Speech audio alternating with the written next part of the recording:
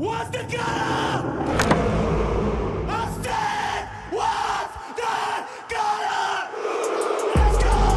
Let's go! Bonjour à toutes et à tous, je suis Arthur Perticose, le directeur général de la Carmine Corp. On se retrouve aujourd'hui en direct des arènes d'Evry-Courcouronnes pour K-Corp Makers présenté par le CIC et on va vous parler d'événementiel.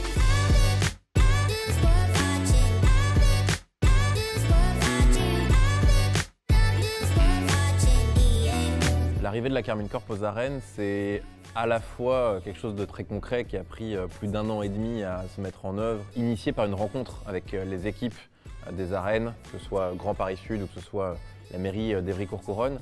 Mais surtout, c'est un rêve de la part des fondateurs depuis presque avant le lancement de la Carmine.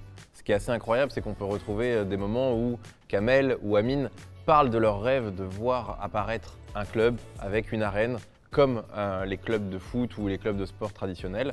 Donc c'est à la fois très concret, très pragmatique, c'est venu d'une rencontre avec des gens qui avaient une opportunité en ayant une salle et une envie, et le fait d'avoir un rêve qui permettait de rendre ça cohérent et très accessible pour nous à partir du moment où on trouvait la bonne salle au bon endroit.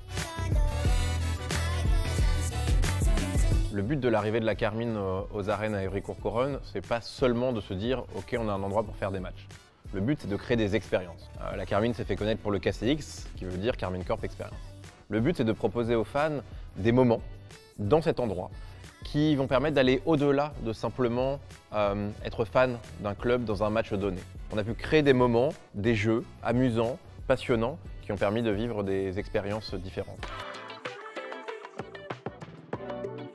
La Carmine Corp n'est pas propriétaire ni gestionnaire des arènes. On travaille en partenariat avec Grand Paris Sud et la mairie d'Evry-Courcouronnes qui ont créé, rénové et qui gèrent au quotidien les arènes. Donc notre travail, c'est simplement de créer des expériences, des spectacles, des moments et de faire en sorte que tout se passe bien pour les fans qui vont pouvoir venir, mais aussi ceux qui vont nous regarder sur Twitch, sur la chaîne de Kameto. La demande que l'on avait auprès du propriétaire Grand Paris Sud, c'est qu'on souhaitait une arène qu'on appelle e-sport ready. Ça veut dire quoi concrètement? Ça veut dire que la Carmine peut venir et facilement, sans avoir des coûts de production énormes, créer des spectacles qui vont pouvoir être diffusés sur Twitch, mais surtout qui vont avoir un niveau qualitatif attendu pour des matchs compétitifs de League of Legends, de Valorant ou de Rocket League. La chance de ce lieu, c'est que c'est un lieu qui n'accueille pas que la Carmine. La Carmine est le club sportif et sportif résident, mais n'est pas le seul locataire du lieu. Ce qui veut dire qu'aux arènes, vous allez pouvoir avoir d'ores et déjà un panel de moments et de spectacles qui vont du MMA jusqu'à la musique, à la comédie, voire le théâtre, voire le cirque, etc., etc. Donc nous, notre rôle à la Carmine, c'est de créer des moments autour de notre spécificité, à savoir l'e-sport et l'influence. Donc concrètement, l'e-sport, c'est à la fois des matchs amicaux, ce qu'on appelle des showmatchs, mais aussi des matchs officiels. On travaille et on espère être en capacité de proposer à nos fans des matchs de LEC, de LFL, de Valorant, ou même des matchs officiels de Rocket League directement depuis les arènes. Et en parallèle, on travaille aussi avec les créateurs de contenu, que ce soit les nôtres, les fondateurs, Amine, Kamel, mais aussi d'autres créateurs de contenu qui font partie de la famille Carmine, pour pouvoir proposer des expériences, des interactions un petit peu différentes, un peu plus proches de l'entertainment et du divertissement que vous pouvez voir sur Twitch. Ce qui est hyper intéressant pour nous et ce qui a été une découverte, c'est que les deux soirs, les deux ambiances étaient complètement différentes. On a pu connaître pour l'inauguration la ferveur d'un match officiel. Match de Coupe de France qu'on est très heureux d'avoir gagné et qui a permis à nos fans au Blue Wall de chanter digne d'un match traditionnel pour soutenir Caliste et son équipe dans cette victoire. Donc là, on était vraiment sur une ambiance hyper sportive, hyper impliquée de fanatisme, d'ultra de sport traditionnel. Et c'est vraiment quelque chose qu'on recherche et qu'on espérait pouvoir créer maintenant que les KCX sont devenus principalement des matchs amicaux. Donc on est très heureux d'avoir vécu cette expérience qui était très intense. Émotionnellement, c'était très fort. Je pense qu'on était tous très satisfaits. On a pu vivre l'expérience de la salle directement sur Twitch, ce qui a permis évidemment de donner envie à de plus en plus de fans de venir. De l'autre côté, et le soir d'après, on a eu un moment de divertissement beaucoup plus amusant, presque proche d'un live de la KTV. On était plus sur un spectacle familial, d'entertainment, plus un spectacle assis, presque comme au cinéma ou un podcast live. Et c'était différent, tout aussi intéressant, et je pense que c'était très complémentaire. On est ressorti de ces 2 jours avec l'envie de créer un panel d'expériences extrêmement vaste, et grâce à ça, on va être en capacité de proposer énormément spectacles et d'expériences différentes dans les arènes.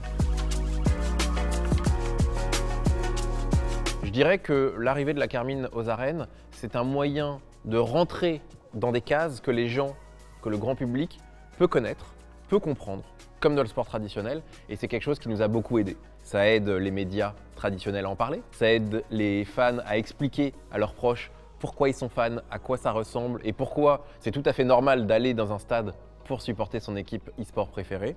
Et ça a permis à des marques aussi, évidemment, de s'intéresser de plus près en se disant « Ok, ça commence à ressembler à quelque chose que je connais, que je maîtrise. Alors oui, je rentre dans la salle et je ne vais pas voir du volley ou du basket, je vais voir du jeu vidéo. Mais en dehors de ça, c'est un écosystème et une atmosphère que je comprends. Et c'est exactement ce qu'on recherchait dans ce type d'investissement dans les arènes d'Evry-Courcouronnes. On essaye de se positionner en premier de cordée pour faire quelque chose. Ça s'est révélé sur plein de sujets et évidemment, en étant les premiers à avoir notre propre stade en Europe et de manière plus générale en Occident, on réitère ce pari d'être un peu à jamais les premiers sur tous les sujets qui nous concernent. Ça a fait grand bruit, que ce soit en Europe ou que ce soit dans le monde, le fait que la Carmine Corp, encore eux, après les KCX, après l'entrée en LEC, après tout ce qu'on a pu faire au fur et à mesure, encore eux, ils sont là pour être les premiers sur le fait d'avoir leur propre stade. Je me souviens du moment où on annonce ça au KCX3 et les réactions des fans internationaux complètement choqués et ahuris de cette annonce. Mais ce qui était intéressant, c'est de voir que la ferveur était encore plus folle quand les gens ont pu voir les images dans le stade et ont pu mettre des mots et des images concrètes sur ce nouveau type d'expérience. Et je pense qu'on gagne collectivement à se rapprocher du sport traditionnel là-dessus, parce qu'une fois de plus, ça permet de rentrer dans des cases et de parler beaucoup plus facilement à tous les gens qui ne sont pas simplement connectés à l'e-sport aujourd'hui, pour qu'ils puissent l'être demain. L'ambition de la Carmine Corp, c'est de devenir un des plus grands clubs du monde, mais c'est aussi de rester éminemment français, francophone, pour être plus précis. Donc à chaque fois qu'on va avoir un moment d'expansion à l'international, on essaye d'avoir un moment de repositionnement local. Donc c'est très concret. Au moment où on va annoncer la LEC, on annonce un stade ancré, qui ne peut que confirmer notre positionnement francophone et francilien. Quand on va annoncer que la plupart de nos joueurs maintenant sont des joueurs non francophones, on va lancer des équipes académiques directement sur le territoire qui vont permettre de créer des nouveaux talents francophones. Donc oui, on est dans un grand écart qui est volontaire, qui est stratégique, qui nous permet d'à la fois aller de l'avant, aller conquérir le monde, tout en restant français et connecté aux fans. Quand vous soutenez la France ou la francophonie dans l'e-sport, vous ayez envie de soutenir la Carmine et vice-versa. On est déjà très investi à la Carmine sur des projets de grande ambition, que ce soit évidemment les arènes, que ce soit la LEC directement à Berlin, que ce soit sur notre expansion internationale, le Blue Star avec nos équipes académiques ou même les KCX. Donc l'idée pour nous, ça va être de stabiliser un petit peu autour de ces projets phares. On a des projets internationaux, on a des projets locaux, on a des projets d'académie, on a des projets de devenir champion du monde. Donc toutes les bases sont posées pour devenir un très grand club international. Maintenant, ce qu'il faut, c'est qu'on arrive à stabiliser pour investir sur ces projets ambitieux et qu'on ne fasse pas une addition de projets les uns sur les autres, un empilement qui pourrait être au détriment de la stabilité collective.